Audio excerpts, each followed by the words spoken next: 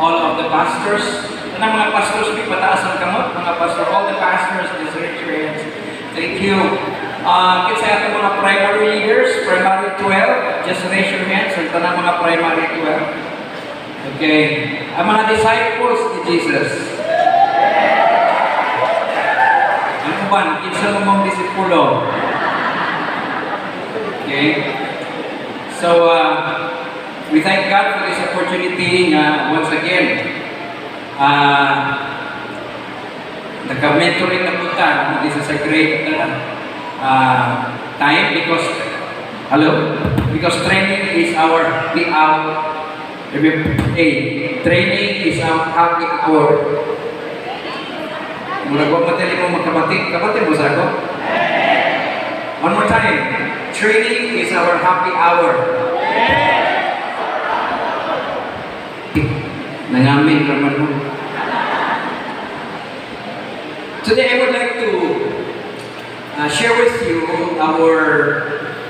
actually sa G12 Vision we have our yearly theme, and that is the Great Harvest. No? Una itong hisgutan karon, the Great Harvest. In fact, this is now harvest time. So kung mangutanan ko sa inyo what time it is? Time. What time is it? Harvest time. Asa man taga lugar? Harvest. So I'll be talking about harvest, no? And very appropriate because we are also in the harvest house. But I will be talking more on the harvest field. Okay? Kaya walang katawag na sa Ginoo sa harvest house. Thank God for our churches. But we need to go out to the harvest field. What time is it again? Harvest time. Maminaw na takisay ko submit. Mag-ingon ako sa microphone diha.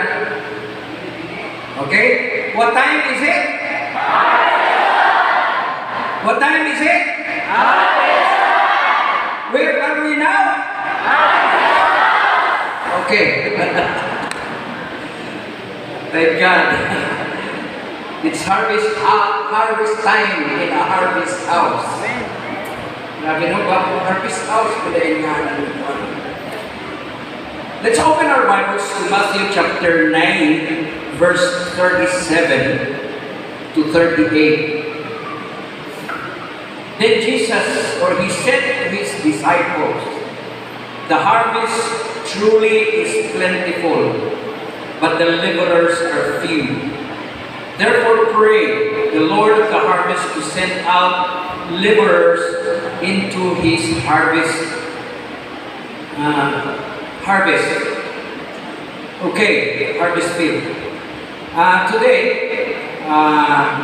gusto na ko nga emphasize karon nga naay buluhaton sa Ginoo. No? Naay harvest yung butang sa Ginoo. Pero ang senaryo mao ni hinog na kaayo ang harvest, ang bisuno na. Pero dakot magkaayo ang harveston. Ang problema, gamay ra ang mga mamumuo. Okay? The harvest is plentiful, so great harvest. The problem is the laborers are few. Muna nga karutak na sa daghigon mga kaigsuunan, I would like to challenge each one of us to be part of the harvest. Mga pilita, amen ba? Amen. Katupad ba, apil-apil po diha kung may time. Okay, I'll be talking today about these three things. The harvest field, number 2, the harvesters, and number 3, the harvest itself. Okay? Sumalang sa atong ginahisgutan o gibasa dinhi. So let us start with the harvest field. We already have read it that the harvest field is plentiful. Everybody say plentiful. Sabi sa translation, truly, the harvest is plentiful. Or the harvest is great. Sa Hindi biro. Dako kayo ang buluhaton and the harvest. Now, inhinalang na sa ato sa Pilipinas. Don't you know that according to the PSA, Philippine Statistics Authority, that as of 2024, our population is 119 million na ta. I thought na 110 pa lang, but we are already 119 million. Dinhi lang sa Davao mismo. Davao City, ang population sa Davao City is almost 2 million na. So it's so great. Ganun dako man mga kaigsuunan. Because according to the statistics, out of 119 million Filipinos, only 13 millions are evangelicals. Di ba mo sa ng evangelicals? I'm part of the PCEC, Philippine Council of Evangelical Churches. And I am appointed to be the Deputy Director of PCEC here in Mindanao, Southern Mindanao. Ang population nato sa PCEC, evangelical churches means na those who preach the gospel, you know, that our salvation is by faith through our Lord Jesus Christ, by the grace, not our works. So, manatong na mga kaigsuunan, dako pa kayong buluhaton. Now, translated sa Davao City, the population of Davao City is 2 million, almost 2 million. And there are over 2,000 churches in Davao City. Actually, ambot kung tinuod ba na ng mga churches po na tuban. But we are over 2,000 churches here. Because Davao City is a very large, we are the largest city in the Philippines by area. Pero, ang makasusubo, the population of the churches are just 40 to 50 people. So kung imo na siya i-round off, ang average of evangelical churches in Davao City or in the Philippines is just 40 to 50 people. So kung imo na i-times to 2,000, that will be over 100,000 lang ang mga born-again Christians, Bible-believing Christians dito sa Davao, as to be compared to the 2 million. So, if you will look at this figure, brothers and sisters, indeed, if it was true during the time of Jesus, 2,000 years ago, mas dako pa yun o mas tinuod karong panahon na. That the harvest is great. Dako kayo ang palanihon. In fact, our Lord said, nag-ingon siya o sa John chapter 4 verse 35, do you say, or do you not say, there are still 4 months, and then comes the harvest? Therefore I say to you, lift up your eyes and look. Everybody say, lift up your eyes and look. Sa Binisaya pa, iyahat ang inyong mga mata o tanaw. Ha? Nagyan din for they are already white for harvest. Yan eh. A lot of Christians are just like the disciples nag-istoryahan ni Jesus. Dili ko man harvest, you know? It's 4 months pa. So, mingon tatingali na, di lang sa tamagapit-apit na harvest, kaya dili pa man kaayo na sila andam. Pero nag-ingon si Jesus, lift up your eyes and look. And this is the challenge for us today. Mga pastors, don't just focus sa inyong sunod sa simbahan. Well, we thank God na puno na. Malipay na kayo praise God, puno na gud mi. Ha? Puno na kaayo mi. Nanindog na gud ang uban. But hey, nag-ingon si Jesus, that's not the standard of a great harvest. Tanawa ang naa sa gawas. Ayaw tanawa ang naa sa inyong sulod.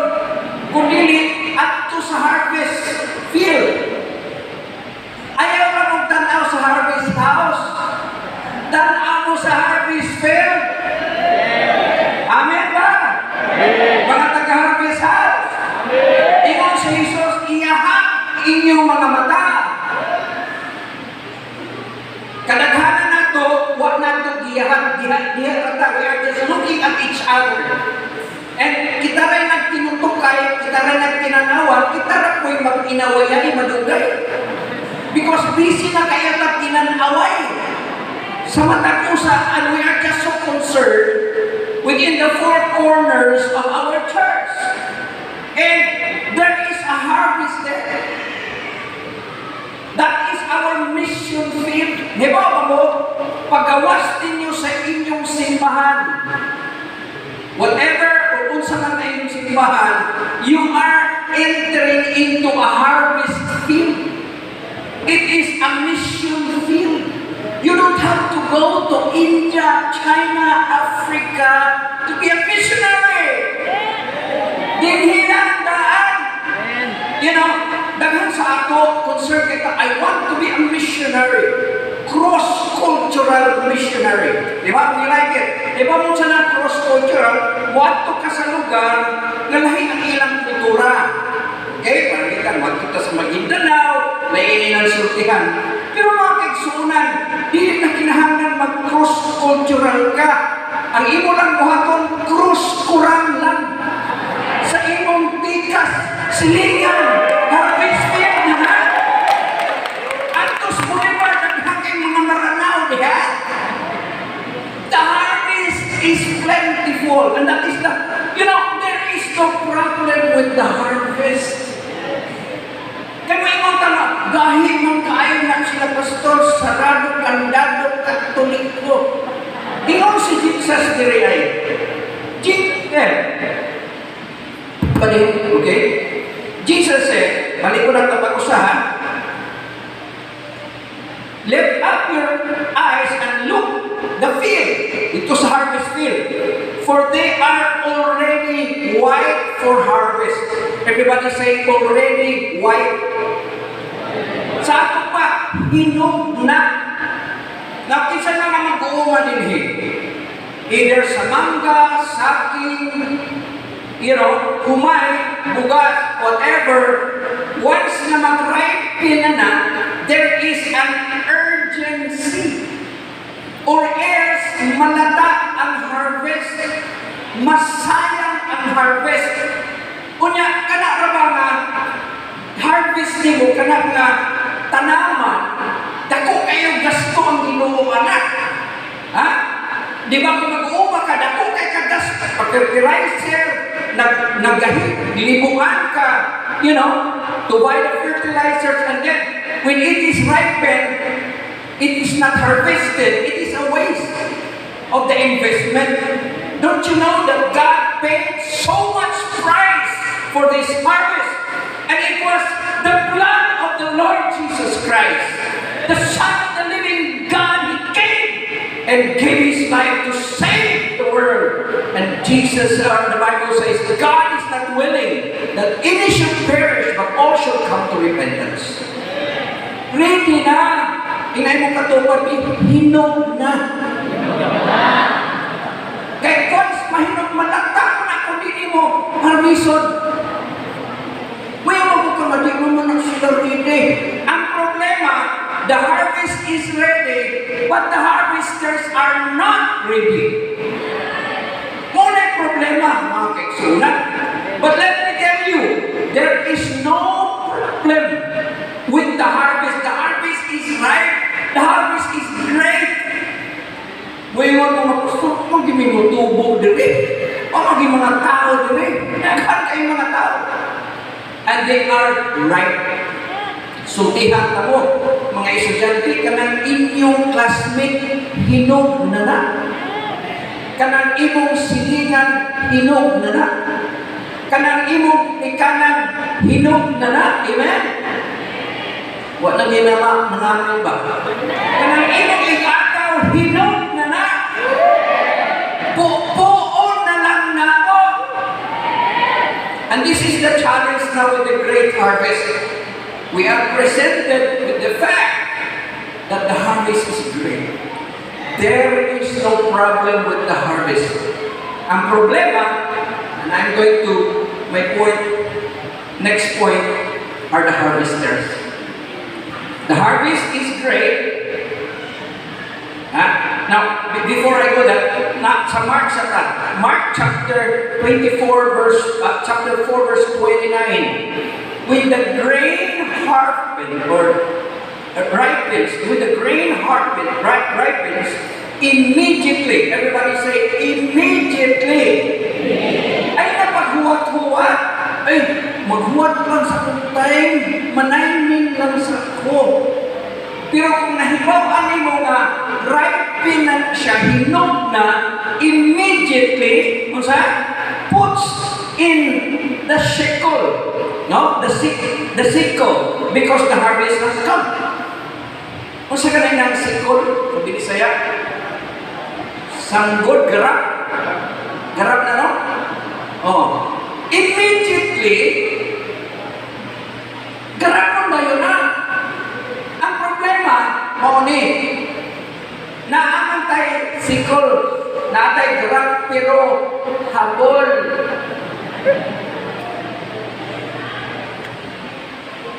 Mauna nga atong bairon. O, kini atong mentoring, pabain na. Amen? Iron sharpens iron, and people or we sharpen each other. Inay mong katupad, babe, ipabait ko ng imong sanggot. Right. Ano man, ano ba na ito? Habol na kaayo. Ya sige na gut-gut, di maginuda sa ginuba, di maginusimba, di yun makadulog, kaya naman, habol. Gusto rin mo ka, kuha na, bright na, dugay ko na imbitan na ni, waman, napandol, kay habol man ang imong kinabuhi. Ayaw iyanin mo katupad. Diba, sige, mauna siya. So in the harvest, we need a sickle. But you have to be ready. That is why we have training. We train you to do the harvest. Because, let's go now to our second point, the harvester. Because this is the problem. The harvester. Ingon din Matthew 9:37b, nato sa 38. But the laborers are few. Laborers are few. The harvesters are few. Dako kaya ang alanihon, the harvest is truly plentiful. The problem is the laborers are few. And I believe it's not just few, it's about churches. The harvesters are two, if not one. Because sa kadaghanan ng mga kasimbahanan, usa ra gyud in taon ang nagbuhat ug ang pastor ra gyud. Salamat sa Ginoo nga apil-apil kong asawa, amen? Ang problema na kung laborers are two. Pero problema, if one ra gyud, kinaay pastor dito sa takong namutana sa pastor, kaya nagnamatay power of one partner ang asawa, di ba? Pastor, usapan man yung pastor ng akong asawa, di man mo simba sa among simbahan. Di ko asa man yung nagsimba, pastor? Sa Katolik ko, pagkadimanas na. Pastor, ang iyang asawa ko nagsimba sa Katolik ko. Pero maayon kami ka naka-encounter, nadala na niya sa Ginoo. Amen? Pero, salamat sa Ginoo. Din sa vision, in our vision, matulog na nato. What if the harvest is plentiful and the laborers are 12? Or in ani, men and women, the harvest is plentiful and the laborers are 24. Dumay na kiitay na ngamin. Tingali, naghang mga churches ni huwag pag-idaw si kumplito ba? Otrohon ako ha, kung nakumplito na inyong singit mo ha, kung amin, the harvest is plentiful and the laborers are 24.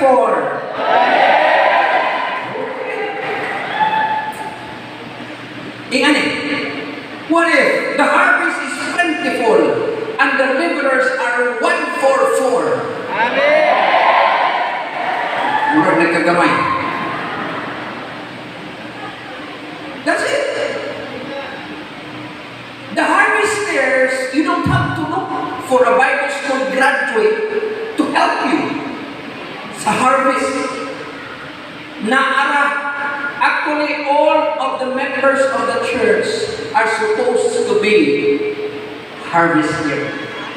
Hinayang katupad, harvester ka. Ang problema nga nato ay si pastor na. Trabaho na sa pastor, kung kani nagkisinduhan siya, kaya para siya magwali, siya may babustuti. But now, the harvesters naara sa atong simbahan. Ang problema magod sa atong simbahan, mga membro sa purpose. Dili nang sa DSW ng purpose na. Purpose. Pungko, paminaw, pauli, pabadlong. Pero dapat atong masabtan nga the Lord is expecting you to be part of the harvest. What if? What if? Pastor James, mabot na ba mo din 500? Mga kailangan, estimate. Ha? 320.